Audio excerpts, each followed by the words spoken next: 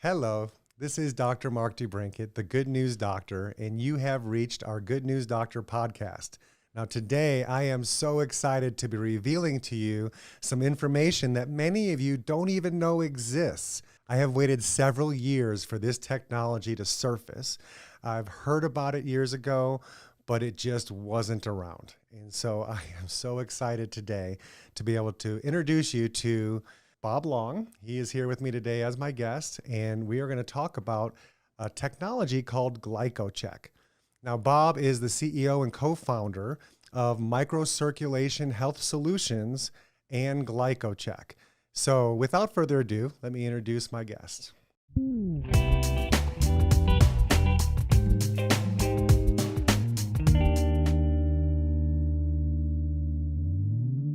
Well, hi, Mark. Welcome, Bob. It's good to be here. So glad to have you. We waited quite a while for this unveiling of this amazing technology, and I'm just so excited that you're here with me today to discuss it.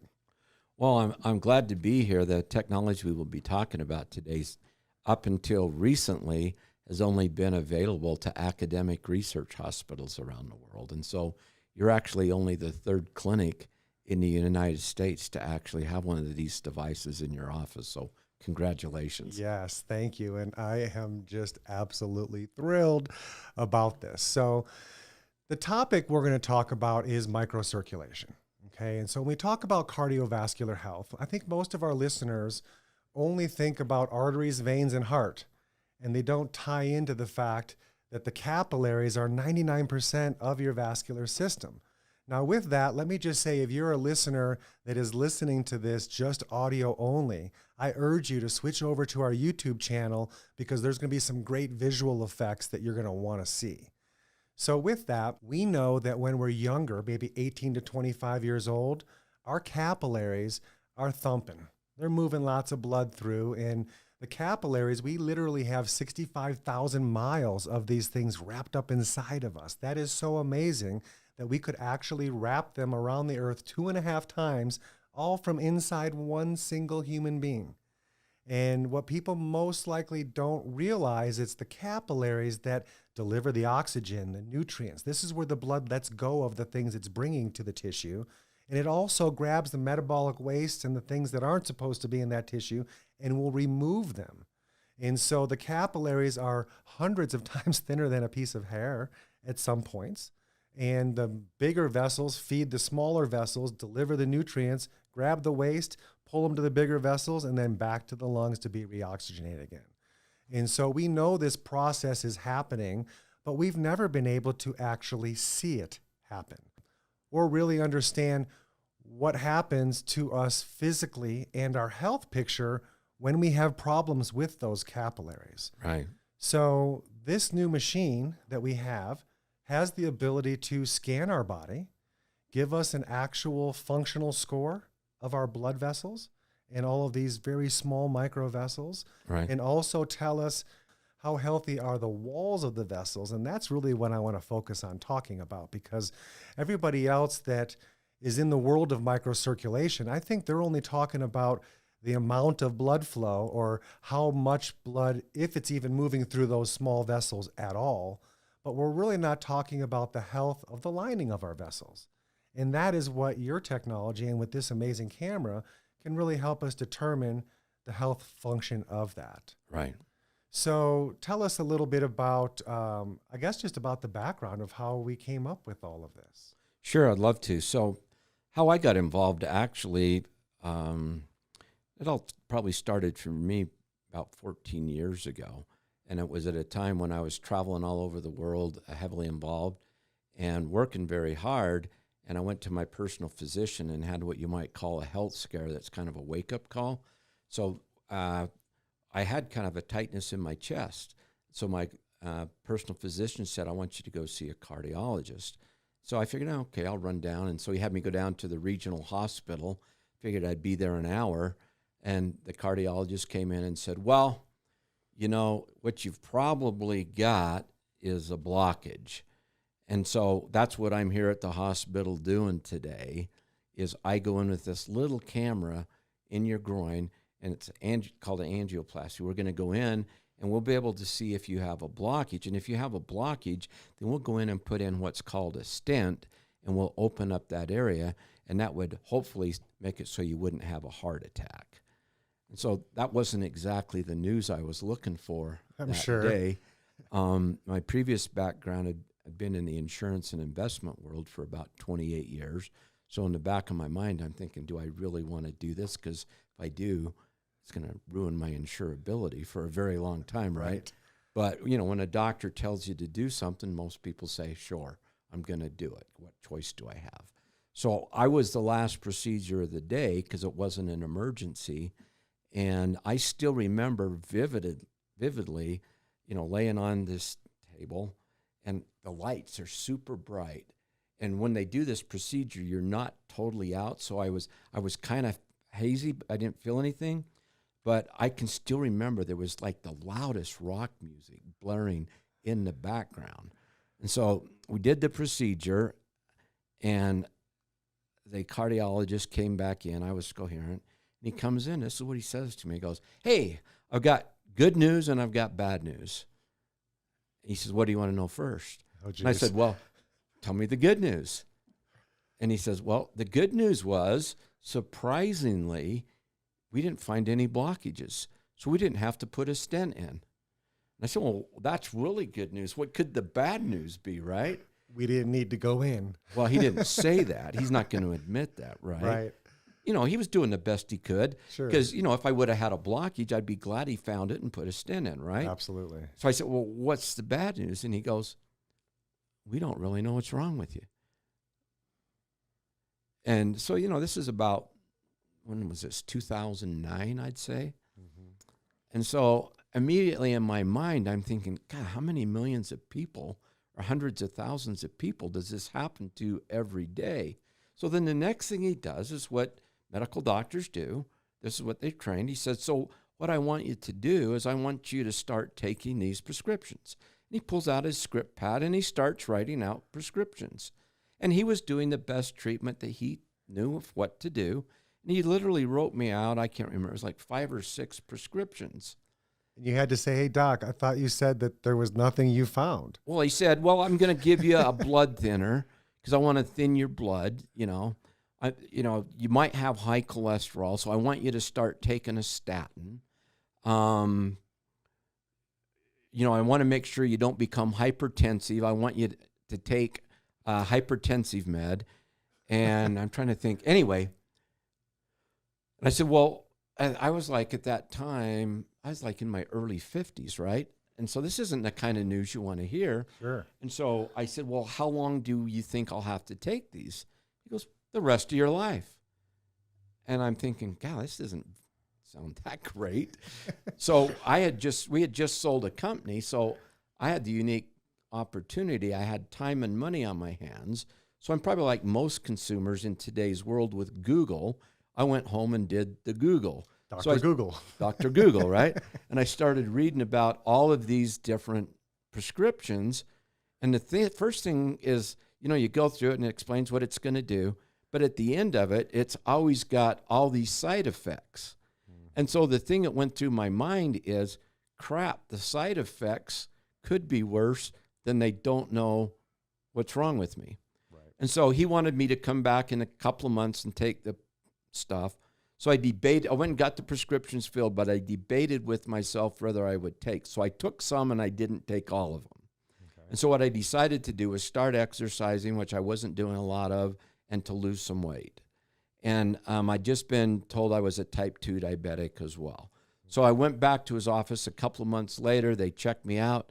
He said, wow, you've made massive improvements. I want you to. I said, well, I didn't really take all the stuff you told me. And he says, well, I don't know what you're doing. You're making good progress. Well, let's check you again in a year. So then I went back a year later, did a stress EKG, still no blockages. But for me, what that was is I wanted to know what's happening to me. Why can't the cardiologist tell me what's wrong with me? And it bugged me. And so because I had time and I had money, what I decided I would do is try to figure out what's wrong with me, right? And so by accident, I was looking at what could I do to start another business? And a really good friend of mine at the time introduced me to the concept of the endothelial glycocalyx. He said, "Have you heard of that?" And I said, "I haven't." And if he asked me to repeat it, I couldn't even say endothelial, let alone glycocalyx. When I first heard glycocalyx, I wrote it out phonetically so I could say glycocalyx, right? Glycocalyx, because it doesn't fall off the tongue easily, right? Sure. And so he said, he explained to me about the endothelial glycocalyx. It's this protective lining that's through your whole body, and it's in the side, it's in all of your arteries, it's on your eye, it's a protective coating that, keeps your eye so it's slick. And then we even talked about it, if you catch a fish, that's protective slime that's on the fish. He said, that's a form of a glycocalyx. And if the fish loses that slime, if you keep it out of water long enough, you put it back in, it doesn't survive because it lost that. Right. I love to fish. It's a barrier that keeps the stuff from getting into the fish's blood. Yeah. So I love to fish, and I catch and release fish all day long so I can keep fishing, right? Sure. And so, you pick up that fish, it's slimy, but if I decide to keep it and I didn't put it in my live well and I just left it out, if I picked it up an hour later, you'd see a little white stuff, but you would never know that protective gel that you felt when you first pulled it out of the water was even there. Mm-hmm. And so he helped me. And then I was exposed to some research that had been done. And it was, for me, it was literally, sometimes in life you have what I'll call a lightning bolt moment. Epiphany. Yeah. And I thought, I wonder if this is related to what's wrong with me. And so because I had time and I had money, I decided I'm going to become an expert on the endothelial glycocalyx. So I started reading everything I could get my hands on and trying to learn as much as I could. And in the course of doing all of my research, I kept coming across one guy's name. It was a Dr. Hans Vink in the Netherlands. And I read all of his papers and I read all the related research that I could find. And I became convinced, because what I started to understand is not only was it this protective coating that you described well, that's through your whole body, it's a systemic organ. Mm-hmm. In fact, now medical experts agree what we started saying 10 years ago, it's actually the largest systemic organ in your body. So a lot of people say, if you ask what's the largest organ, they'll say your skin. No, Wrong. It's your vessels. It's actually your blood your vessels. endothelial glycocalyx. It's everywhere. In fact, we calculated just to get an estimate, and we estimate if you were to lay it out at the surface area, it's over 10,000 square feet, if you can imagine. So for those listeners, think of the square footage of your house, and then think about 10,000 square feet. That's the surface area that blood flows through your body millions of times a day. And as you adequately described, that's how all of the nutrients, all of the oxygen, and all of the hormones are delivered to every cell in your body through those little minute capillaries. So I grew up in Utah, so we have to irrigate. We don't have enough water. So really, you described it well. Your body's really, it's a pump. Starts with really big pipes. Those are the arteries, and it goes down to really pipes. And it gets down to the little drippers, which are the capillaries, which then feed every cell. And there's the arterial side that delivers it. Then it comes out the other side in the venous side, and it takes it away. And it goes through a set of filters, and it gets reoxygenated, and that happens millions of times a day. Yeah, so our heart pumps over 2,000 gallons of blood through it in one 24-hour period. How much of that blood is getting to the destination? That's what really matters. Not just what's going through the big vessels, but what blood and how much of that is perfusing through these micro vessels, these tiny, tiny vessels that deliver it. And so let's talk about that glycocalyx for one more minute. Sure. And so I've always considered myself, from my past experience, as somewhat of an expert in microcirculation. It's been many years that I've studied it.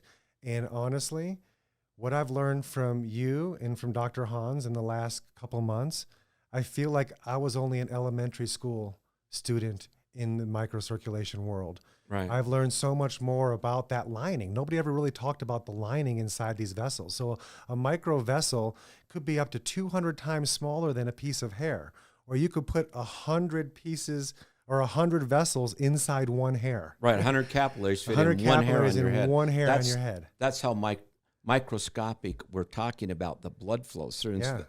And so you're absolutely right. And so as I started reading Dr. Vink's papers, I also started to understand the importance of microcirculation, right? Yeah. And so, so the other epiphany I had, and as I started reading a couple of papers that he had published, that there was a concept they'd come out with. It was called Syndrome X. And what Syndrome X was, is they were starting to think that a lot of the angina or tightness in the chest wasn't necessarily a large artery blockage, but was actually the loss of those small capillaries and the blood flow to those small capillaries in the heart muscle that would then affect the ability for the heart to function. Yeah, for it to function properly. Yeah. And so I thought, well, you know, my cardiologist, that's probably what's wrong with me. But he didn't know that was what was wrong with me. So my next big thought was, because I had sold this company and I had time and money on my hands, and where I live in Utah, I have a lot of friends that have started nutraceutical companies, and I've always been into supplements myself, and I believe in natural plant-based solutions. Mm-hmm. And so I also believe that God put all of the plants on the earth for man's benefit. Yes. And so the thought that went through my mind is, what if I could find the plants that God put on the earth and I could figure out how to put them into a delivery mechanism that could be taken? And what if I could go in on this Glycocalyx we're talking about? Mm-hmm. And what if I could recoat all the places in my body that had broken down over the first 52 or 53 years of my life? That's the fountain of youth right there. That's the fountain of youth. And I thought, if I could do that, maybe I could turn back my own health and fix myself. So, you know, self-preservation is a great motivator. So I was interested in, first of all, what's happening to me, and then how could I fix it for me? And so I started on the pathway, and I was introduced to the concept of sulfated polysaccharides, and that they were you could find those in seaweed, and that those seaweeds potentially mimic what's actually part of the Glycocalyx lining. And so I became a seaweed expert. I started researching all types of seaweed, and I was first introduced to one type of green seaweed, and I thought that was the perfect product. But then, as chance would have it, that seaweed's only grown in certain parts of the world. One of the places is around Japan. And about the time I was heavily into this development, they had that great big earthquake off the shore of Japan, and it was the Fukushima tidal wave came in. And you may remember there was a big earthquake in Japan, and that tidal wave came in and deactivated that nuclear plant. And so the fear was, well, if all of that nuclear radiation got into the ocean and it contaminates all of this seaweed, it probably just ruined my source of this type of seaweed. So, and I knew that everything went west to the Pacific, and where I was looking for other seaweeds was on the west coast of the Pacific. And so that caused me to think, well, that could also ruin these other seaweeds that I was paying seaweed research experts that we thought would be candidates, right? And sure enough, that radiation actually shows up now on the coast of California. Wow. And so that forced me to look at a different type of seaweed. And as accident would have it, or I think I was inspired, to be honest with you, it forced me to look at a different kind of seaweed. And as it turns out, the seaweed that we ended up picking is actually, not only was it an excellent source of the sulfated polysaccharides, but I actually have an added benefit in that there are enzymes that your body produces, and those enzymes actually decrease or wipe out that protective. That's how you get holes in it. Mm-hmm. And it's called heparinase. It's an enzyme. Mm-hmm. And so it turns out the seaweed that I shifted to is actually a heparinase inhibitor. So I actually get two benefits from that one piece. So it was a blessing in disguise. It was a blessing in disguise. So the way that this whole thing came to be is I thought, well, if I'm going to develop this therapeutic, So I hired a biochemist, and we started looking at stuff. And then she's from France, and so she had access to a new product that had just been introduced to the market. So part of my thinking was, who are the healthiest people in the world?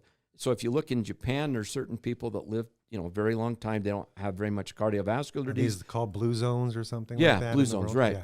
And so I'm thinking, well, maybe it's that seaweed, or maybe it's because they eat seaweed. We don't eat seaweed in America, right?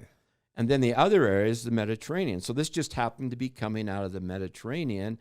And so, the Mediterranean diet had just started to be introduced at that time and was becoming very popular. So I thought, well, this was an extract of a whole bunch of fruits and vegetables, and I was the first one to use the product. It was an extract of all kind of fruits and vegetables that had antioxidants and polyphenols in it, and that was my first product. And so, and I could have been satisfied to do that. And, most people, when you develop supplements, you take supplements or you take products, and you generally know how they work or why they work. But I think it's kind of anecdotal in a way. You take it, you have faith, and then maybe you see results. Right. And so as I had been reading all about Dr. Vink, I also knew that he had been working for a number of years to develop an imaging device. And I because I do Google alerts on things that I want to learn about every day, I saw that he got a patent issued, and this was back in early 2012. So I got the thought I could fly over to the Netherlands. I won't tell him that I've been working on a therapeutic because he's a hardcore scientist. Right. He only does research, and he'll probably think I'm foolish if I say this to him, right? And so that's what I did. And I flew over, and Hans was the nicest guy, and he was quite impressed that I had read all of his papers.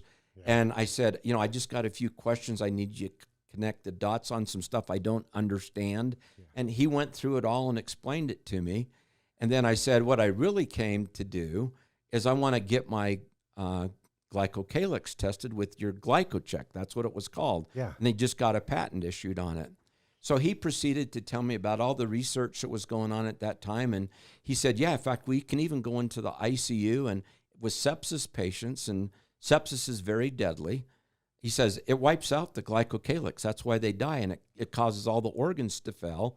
And on the treatment protocols, I can predict with 100% accuracy if the Glycocalyx doesn't recover, who's going to live and who's going to die. Wow. And I thought, this is absolutely phenomenal. Wow. So I described what I described to you earlier and explained to him that I had this incident, and I weighed a little more than I do now. Uh-huh. And he's the nicest guy.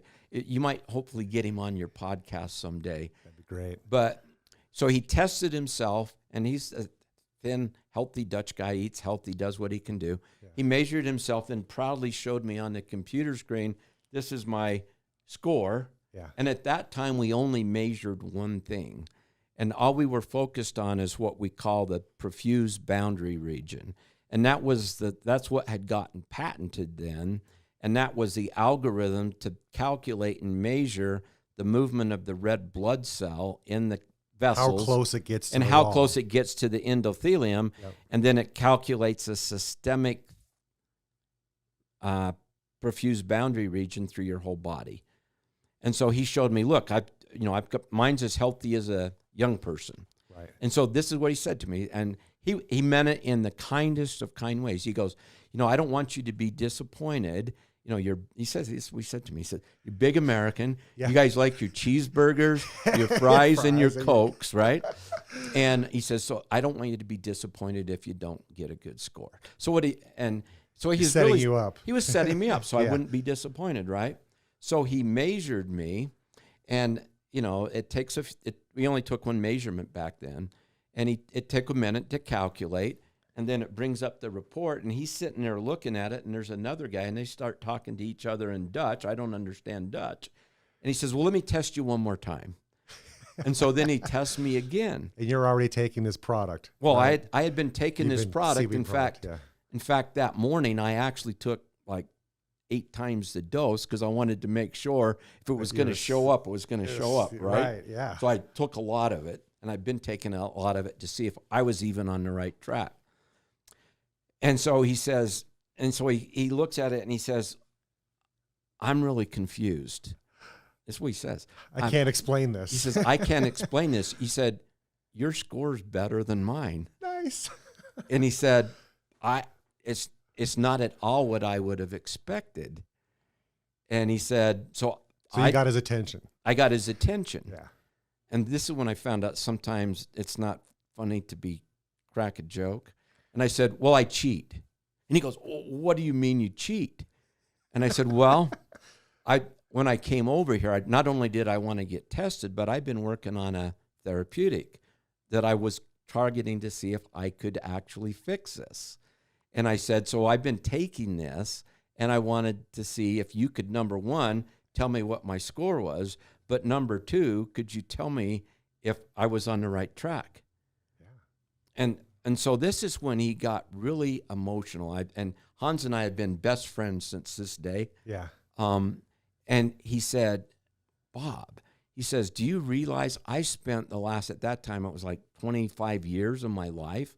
I was part of the team that first discovered and proved to the world that this Glycocalyx even existed. Yeah. People thought we were crazy when we talked about this protective coating. And it wasn't until we got the images that people see of those little hairs inside capillaries that then people believed that it was there. Then he said, I spent all these years, we had to figure out what's the physiological purpose of the Glycocalyx? Why is it there? What does it do? What's its physiological role? And he says, that's what I spent all this time doing. And then he said, I got the idea that I would create an imaging device because there was no way to actually assess the health of this. And that's what GlycoCheck was. Yeah. And he says, so I've got this measurement and I can test people. And everybody asks me the same question when we get done doing the test. At that time, it was just, how thick's your Glycocalyx? And he says, so what do we do about it? And he said, all I could tell him is the same thing everybody says. Don't smoke, eat a good diet, exercise. All the same thing everybody knows is common sense. And then this is when he turned to me and he got really emotional. And I've never seen him get emotional like this. He says, Bob, do you realize you might have discovered the so what? Oh, man. And so then we started brainstorming. And at the time, GlycoCheck was a spin-off company of the University of Maastricht. So we met the next day, and I gave him some of the product. And even just overnight, I said, go home and take 8 of these pills. And the next morning, we could even see his score increased the Glycocalyx just in one day. Wow. And so he became a believer overnight. Yeah. And so what we decided is if we would join forces, we could create something that didn't exist in the world. We would have the only device that you could measure systemically, non-invasively, get a baseline score, and then you could take a product and you could show and prove that it actually worked. Man, that's awesome. And so we decided to combine forces clear back then, and then we formed Microvascular Health Solutions, and we've been working together ever since. Wow. And then by him working with me, and he had already done all kinds of stuff on different compounds, so I was able to accelerate my learning process of what track I was on. He suggested some compounds that we added. And even clear back then, one of the ones he suggested that he'd tested was glucosamine. And so glucosamine we put into the formula, and I chose to use veggie-based glucosamine because I wanted to have an all plant-based formula because I wanted, regardless of someone's religious constraints or dietary constraints, I wanted this to be a global formula that anybody in the world could take. So I wanted to make sure it was plant-based. And so he said, you ought to look into glucosamine. And so I started doing a lot of research on glucosamine. This is, 12 years ago. And what I found, most people think of glucosamine and they think about joint health, right? That's what it's generally used for. Well, I started reading some studies that had been published of people that had taken glucosamine for, 10 or 20 years. And as I read the studies, I saw that there was an unintended benefit. And the unintended benefit was jury was still out on how much it helped the joints. But what they saw is the people that had religiously taking glucosamine had better lung function, had better cardiovascular health, and actually their life expectancy was longer. And then I immediately knew what the secret was. It's what Hans had told me, that glucosamine is part of the substrate that regenerates part of that gel matrix. So that's why we put glucosamine in the formula. Well, so gel matrix, for those of you listening, he's referring to the Glycocalyx and then the gel that pushes up through that Glycocalyx and is oscillating in and out, and it's basically protecting the vessel wall. So one of the questions I've always asked myself is, we have all these thousands of gallons going through our heart and our vessels every day. These are oiled, myelinated walls. Why does plaque and stuff stick to an oiled wall? It never made sense to me how heart disease forms.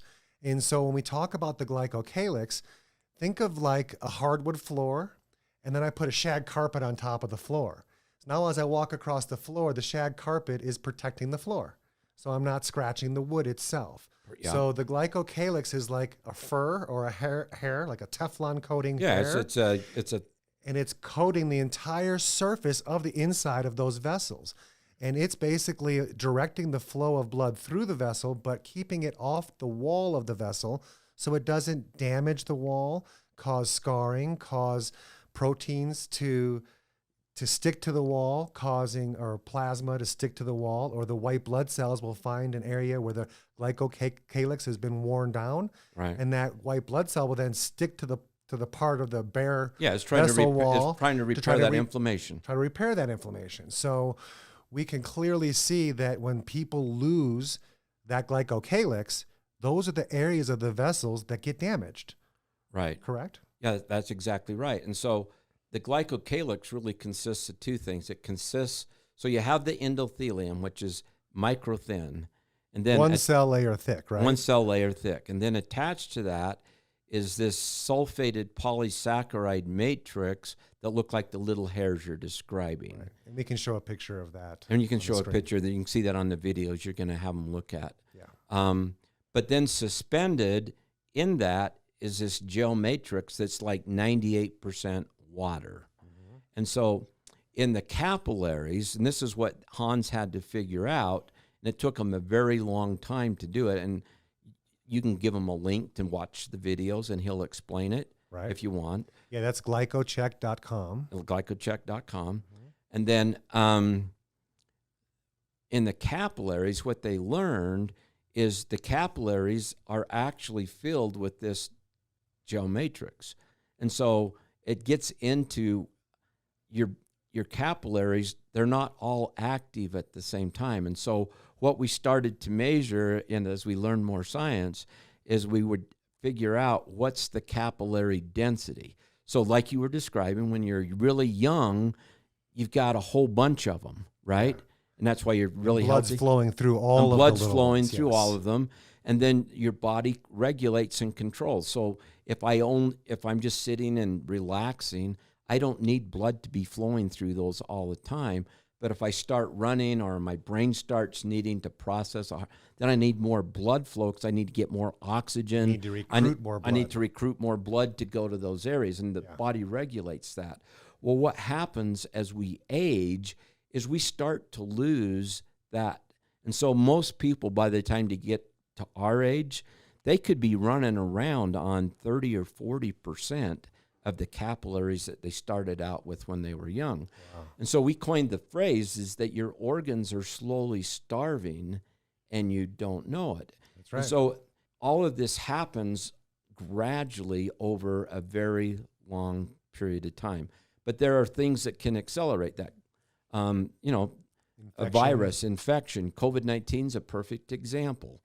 Now, you've done lots of studies on COVID with GlycoCheck and with the endocalyx, correct? Yeah, we're doing some studies on both those right now, but we published a really great paper, and it's on our website at GlycoCheck.com for those that want to go look at it. And it was published in Angiogenesis. Mm-hmm. And what we showed is that in COVID-19 patients, and we looked at patients in the ICU, and we looked at the severity of what happened to those. And then with the GlycoCheck, we were able to manage how much of their microcirculation was compromised. And we found that the people that were the sickest that actually had to go on ventilation and stay in the hospital. So those people that recovered from the ICU and came home had a healthy glycocalyx, were within acceptable ranges. The longer they stayed, and if they were on ventilation, those people lost 95% of their smallest capillaries. By smallest capillaries, I'm talking 4, 5, and 6 microns. Those are true capillaries. So to put that into perspective, a red blood cell is 7 microns. So when these are going through, they're going through single file, and they're actually squishing and going Squeezing through, into that vessel. Squeezing into that capillary, and they're going through that glycocalyx. And what happens is the virus attacks that glycocalyx, and it's just like sepsis. We just published another really important paper in Critical Care a couple of weeks ago. And what we showed there is that we can measure, and we tied it to all of the normal values that they do in the ICU. So SOFA scores, they're looking at the things that they can detect in the blood. And what we found is we could predict with 100% accuracy, we could look at the microvascular score, those that had 4 or fewer organs that were failing, and those that had 4 or greater organs that were failing, and everything tied specifically to the microvascular health score that you're able to measure on people right here in your office. Man, that's so awesome. Yeah. That is so awesome. So let's talk about this camera. Okay. This is truly remarkable software. It's taking what, 10,000, 100,000 videos? What's the... Yeah, so basically what we've got, this is the current camera that we use. It's a video microscope camera, and it's got a lens on here, and then we put it in your mouth, under your tongue, and they can go on and see the videos that we get. But basically what we see is we see that capillary bed of your smallest vessels. I'm going to pull up a video real quick for you watchers. Yeah, this is a test we just did today, right? Yep. And so here shows an actual little glimpse of our microvessels. And it looks like some of those are just like ants leading from a picnic trying to take food away. You can see the single file line of red blood cells. And it also has the ability to measure how many of those are 4 microns thick, 5 microns, 6, all the way to 25 microns. Yeah, so with our algorithms, what we do is we measure the movement of the red blood cells, and we measure the size of the vessel. We measure how fast the blood is flowing, and then we measure the thickness of that glycocalyx. And then, like most things in your body, the glycocalyx, think of it as a tide, and it goes up and down. And so what took us thousands of measurements, and the reason it's been in academic research hospitals the last 10 years is we've been really trying to understand how's it really work. And then we've been looking at most of the processes that happen in the body, the diseases or the complications that develop. And we were trying to understand, there's a breakdown of the glycocalyx, which then leads to a breakdown of the capillaries. Is it at the core of what causes this spiral? And there's a great video they can watch that explains that. And that's what we found out, and that's what we've been validating. Right. This is just unbelievable that we can actually have a patient come in. We can do a scan on them where they're watching the video of their own live blood flow at vessels that are so tiny. And that's another reason why doctors haven't really done a whole lot with microvessels, because they're too small. We don't have instruments to operate them that small. No, and so the closest one is they can do Doppler, but that's only getting to the feeder vessels. It's not getting to the capillary. The tiniest, smallest vessels. And the same thing when they do retina scans, when you go to your eye doctor, again, they can't see at the level that we're able to see at. Right. And so that was, until Hans developed till we got the camera. The cameras have been available, but there was no software to do it. Right. And so what people used to do is they got images like you're showing, and then somebody would sit there and they'd have to make a judgment of how big's that vessel, and then what's the blood flow and all that. So it was pretty subjective. So Sure. what we created were the algorithms that takes the human element out of it, just as like you talk about with x-rays. Yeah. You know, Can't hide your you bones. can't hide your bones. You can't hide your capillaries and you can't hide how much blood flow there is, and you can't hide You how. can't control that with your mind. No, It's a function thing. it's a function thing. Yeah. So that's what we created. Yeah. And so not only do we have the ability to basically assess how healthy is my lifestyle and how well has that translated into my overall vascular picture of health, but the good news is we can take this information and then use that information to change what we're actually doing for our health picture, and then retest ourselves down the road a little bit and see that it's working, or maybe it's not working. Right. And so the thing I like to stress with people is everybody's different. We all have a different, your genetics are a little bit different than my genetics. Right. And as we age, based on our lifestyle and our environment, even our genetics morph a little bit.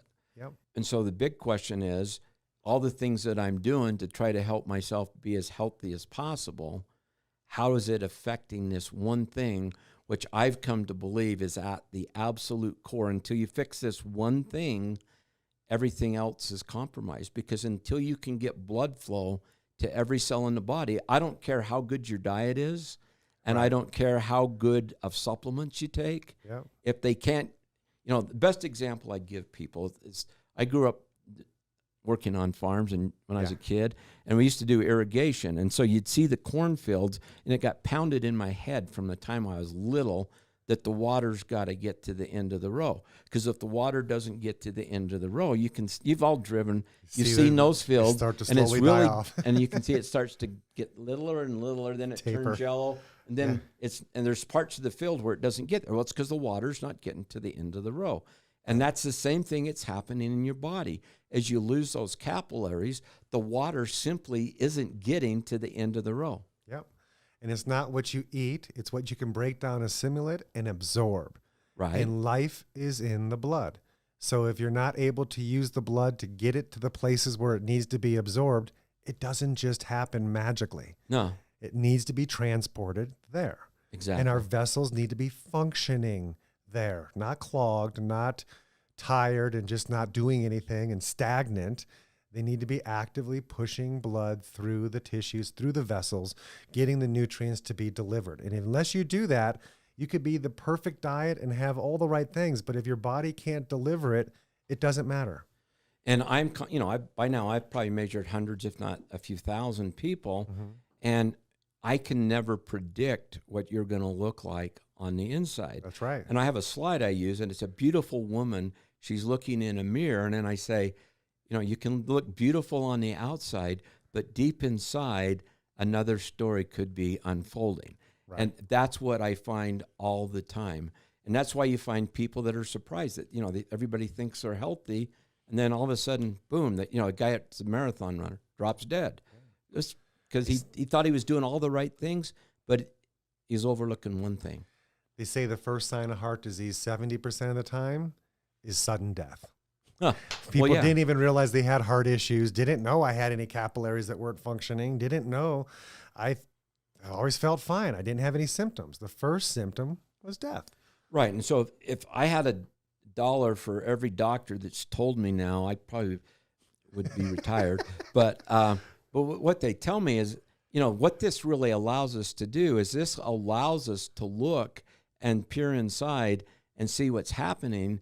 And we're in some pretty big studies tying it to Framingham risk scores and a bunch of stuff. But what this really is, it's the canary in the coal mine that's going to give you an example of what's happening 20 or 30 years in advance of the big event. That's right. And so the doctors, when they're treating a heart attack or a stroke, if I had $1 for everyone, said, I wish we had a tool like this so we could have. What if we could have known this 20 years ago, and what if we could have done something to prevent this? Right. That's what's so cool about this. Right. Well, this is like the 1-2 punch here. Not only can we scan now and identify and take out all the guesswork. That's what I love about brain mapping too. It was like, we can talk about brain health, but until I see what you're actually doing neurologically, I don't really know how to help you best as quick as possible. So now we have the ability to not only scan brain, not only scan our body's neurology, now we can look into the blood and we can really see the markers and see the warning signs before they ever manifest into an actual condition. But we could also use that information then. The good news is we can't just identify what the problem is. We can treat the problem now. We can actually take a supplement that has been proven to help grow this Glycocalyx back. Right. And it's going to grow it back in the weak areas of your vessels where you've missed it. And that's where things leak through the vessels and go septic or get behind the vessel wall and make it hard. Right. You asked me, how do you get blockages? Well, what happens is, we're here in Colorado, you get rutty roads in the winter and so if you look down that road, you see these ruts. Those are like the holes in the Glycocalyx. Mm-hmm. So that's where you start to get those plaque builds. And that's where your car gets damaged. And that's where we're targeting. Yeah. And so what I set out to do is, what if we could recoat with a whole new coating? And that's what like having your driveway re-blacktopped. Exactly. You're putting a fresh coat over the top. My surface area is stronger. And now the things in the blood that would technically hit the vessel lining wall and damage it are kept from the wall because that thick gel in the Glycocalyx hair provides that coating that protects the vessel wall, right, so that the blood can do what it's supposed to do and function the way it's supposed to function. Right, and we don't have time to get into it today, but that protective coating that we're talking about has lots of physiological functions that control all kinds of systems in your body. One of the biggest ones is inflammation. Yes. Another big one is that's how nitric oxide is produced in your body. So that hair matrix, when the blood flows over it, it stimulates the endothelium to produce nitric oxide, which is a vasodilator, which keeps your vessels elastic and also helps control your blood flow. So for those of you that don't know, nitric oxide is the mechanism in which causes the rhythm of the blood flow to go through. It allows the capillaries to dilate a little bit and then let go and constrict again. And so when we were younger, we used to produce a whole lot more of that. And as we age, we lose the ability to produce so much nitric oxide. And then where our blood vessels used to maybe, micro vessels used to maybe thump 50 to 60 times a minute when we were young, after we're 65 years old, we're lucky to get them to pulse one time every 10 minutes. And so your blood flow really is imperative to whether you're going to age quickly or not. And the better we can keep that lining and the health of the inside of these vessels, it'll allow the function of nitric oxide to work, the inflammation markers to work when needed, and it allows the vessel to actually function the way it was designed to function and allow us to live a much healthier quality of life throughout our life. Right. So I guess just in conclusion, what I'd share with you is I'd go back to that story I told you that health scare that I had. Yeah. And so when the cardiologist was talking to me, I know he didn't say this to me, but what I heard him say, and this is what came across, this is what I registered in my mind. Okay. He didn't say this, but I heard him say, dude, you have really screwed up. You should have lived a lot healthier life. And what I heard him say to me was, it's too late. And all I could think about at 52 years old is I got a lot of life I want to live it. Absolutely. And so at first I was depressed. And so that's why I was motivated. And that's what I love about you, the Good News Doctor, because people ask me all the time, because when they talk to people, it's like they walk away like I walked away. It's too late. Hopeless. They're hopeless. Yeah. And it's not too late. That's the good news, is your body will regenerate itself. Yeah. It will repair itself. And it really wants to do that for you. It really wants to do that. You just got to figure out what's wrong with it and then give it what it needs to do to allow it to do it. Absolutely. That's the good news of what we have. Oh, that's so awesome. Hey, he said it, the good news. That's so exciting. So I think we can probably wrap up this episode. Thank you so much for coming. We had so much information that we've shared with our listeners this time. I would love to have you back again in the future where we can go a little bit deeper dive once everybody understands the value of this amazing technology, how they can get their own scans and then get on the pathway to a better, healthy quality of life, you know? And so I just love the fact that not only can we identify if there is an issue and how severe that issue is, but we also bring that good news is we have the solutions to help restore, rebuild the glycocalyx, the vessel walls, the lining of the vessels, helping our body overcome any type of premature aging or problems that arise when our vascular system starts to be compromised. Right. And so the beautiful thing is what we're doing right now. We spent all the last 10 years perfecting the process, perfecting the product. And so now we're ready to now bring it into the clinical practice so we can make a difference in people's lives. And a lot of people tell me they think this will actually be part of the annual physical. So just as important as it is to know what your blood pressure is, just as important as it is to know what your glucose level, your cholesterol, all these things they check on you. Absolutely central is to know what your microvascular health score is, because that's really at the core of everything that's happening in your body. Well, absolutely. When we look at health and people come in and we're looking at assessing the overview of them from the brain to the body and to everything, this just is such a great add-on to completing the whole picture of my overall health. Where am I at and where am I going? And am I on the right track? Exactly. And so the exciting thing for me is to be able to work with doctors like you and for you to help me get the good news out that there's a new technology. And our goal is to get a network of these all over the country. So regardless if you live in Podunkville, Alabama, or in New York City, or wherever else it might be, Eureka, Utah, there's a place where you could go get tested, and then you could have a doctor explain to you the good news. Yeah, that's awesome.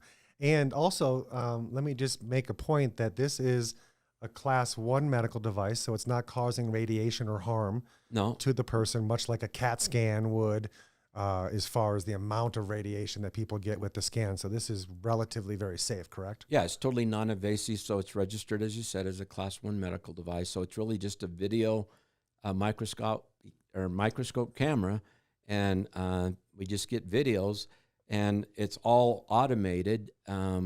And then it just calculates, and we take all that information and have distilled it down to a simple report. That's awesome. Like you see on the board, that's what it looks like. Yeah. And then the good news is we even made it simple with gauges that go from red to green. And so the good news is we can see are we making it better? Yeah. And you know, the most beautiful thing is that video that you're seeing right there. Mm-hmm. Even a patient in 3 months, and when you can put their videos side by side, they can tell the difference. They can tell the difference because it's going to get darker, which means there's more blood flow, and there's going to be more little vessels that they see that weren't there before. Yeah, that's so awesome.